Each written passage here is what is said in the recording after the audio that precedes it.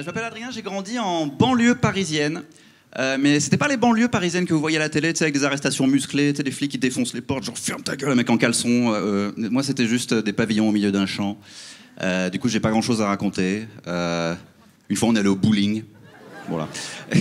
C'était pas une enfance très difficile.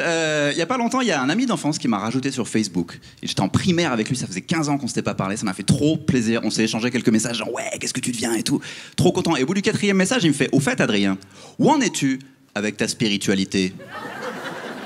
Ouais, du coup, je l'ai bloqué. Hein, Non, je suis un mec sympa, mais je sais aussi comment les sectes recrutent, malheureusement. C'est vrai. Ça commence avec cette question, et 10 ans après, t'es dans un reportage avec le visage flouté, genre... Et là, le gourou m'a dit... ta fille, c'est plus ta fille... c'est ma femme, voilà. Après, je juge pas, hein. Si vous croyez en quelque chose, y a pas de problème. Moi, j'étais baptisé, je croyais en Dieu quand j'étais petit. Puis un jour, on m'a amené à la messe. Je dis, putain, il faut chanter, j'ai pas le droit de m'asseoir. Ok, allez vous faire foutre, c'est fini, je crois plus en Dieu, c'est terminé.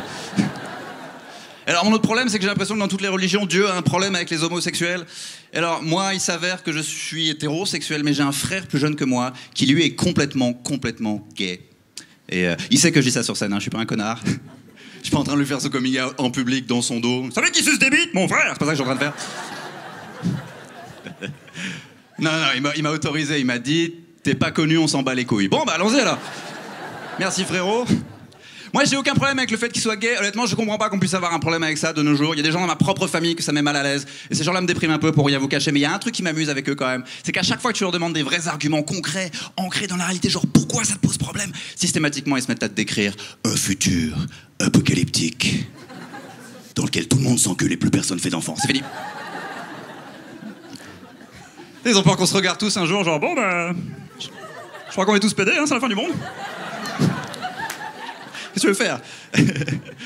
Les gens sont vénères, ils ont pas d'argument. C'est pas le bon trou, quoi. Ok, du calme. T'as même des gens qui pensent que l'homosexualité, c'est contagieux. Ça, c'est des gens qui ont pris le jeu du chabit bien trop au sérieux, à mon avis. Hein. Et moi, j'ai aucun problème avec le fait que mon petit frère soit gay. Mais j'ai quand même un problème avec lui. C'est qu'il baise beaucoup plus que moi. Ça, c'est un truc de ouf. Il a 24 ans, il a jamais eu de phase comme ça où c'était un peu galère, tu vois, il s'amuse tout le temps. Et moi, je considère que c'est pas juste. J'ai l'impression que quand t'es gay, tout ce que t'as à faire, c'est aller sur internet et faire « Y'a quelqu'un qui est chaud pour me lécher les boules, vite fait !» Et t'as 50 mecs qui sortent d'un buisson, genre « Bah, moi, grave !» Il se trouve que je n'ai pas ce privilège. Moi, si je fais ça, bah, je vais en prison, en fait, hein, tout simplement. Ouais, du coup, moi aussi, je passe beaucoup de temps sur internet, mais c'est pas comme mon frère, c'est moins buissonnier que mon frère, c'est juste du bon vieux porno, quoi, en fait. Ça vous va comme sujet? Parce que j'ai déjà vu des publics que ça peut mettre mal à l'aise, le porno. En général, quand tu mentionnes le porno sur scène, tous les mecs t'abandonnent, déjà, il y a aucune solidarité. Surtout les mecs qui sont venus en couple, ils se transforment en statue de cire, genre surtout ne bouge pas, regarde droit devant toi. Sauf parfois, il y a des couples chelous qui se tiennent la main en me regardant, genre nous aussi on regarde du porno, ok. Restez loin de moi. Ouais, je vous dis ça parce qu'il y a pas longtemps, j'ai fait un des pires trucs que tu peux faire quand t'es un mec, un des trucs les plus honteux. J'ai acheté une vidéo porno sur internet avec ma carte bleue. Je veux dire pourquoi? C'est parce que j'avais streamé gratuitement et que je l'avais tellement kiffé. J'étais là genre, il me la faut en HD, absolument, tu vois. C'est comme les gens qui achètent encore des disques, tu vois. Moi, quand j'aime, je soutiens l'artiste, je sors le portefeuille, tu vois. Du coup, j'ai tapé le code, j'ai tapé mon code de carte bleue. Ça, c'est un vrai moment de solitude dans la vie d'un homme. Mais tu sais de quoi je parle, hein.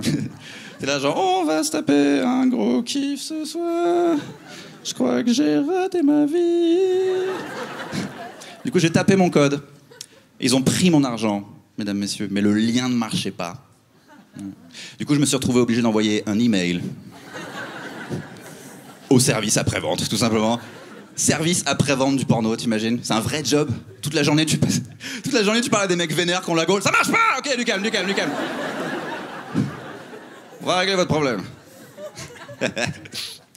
Voilà. Est-ce que je suis un pervers ou pas? Je sais pas. Moi, j'ai déjà rencontré un vrai pervers. Il y a pas longtemps, dans le métro parisien, j'ai été pris pour ci par un pervers sexuel. Ouais, je croyais que ça arrivait qu'aux filles, donc je dois avoir l'air sympa, je sais pas, tu vois. Je vais vous dire ce qui s'est passé.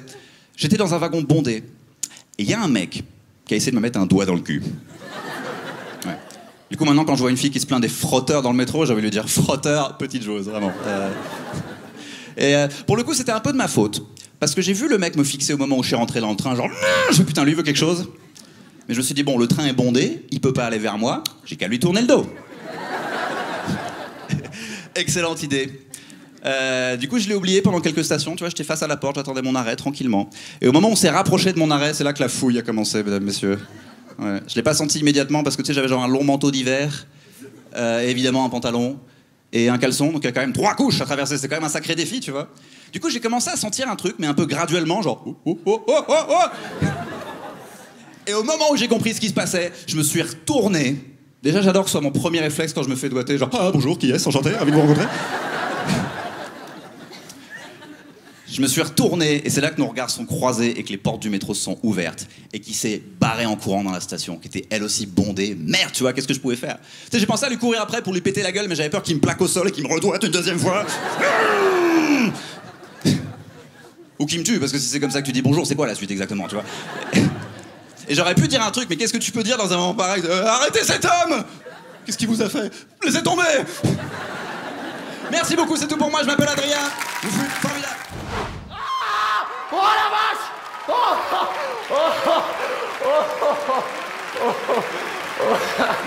oh, oh, c'est vachement plus haut qu'en répète. Oh putain. Foiré. Oh non. On va le faire très vite le texte.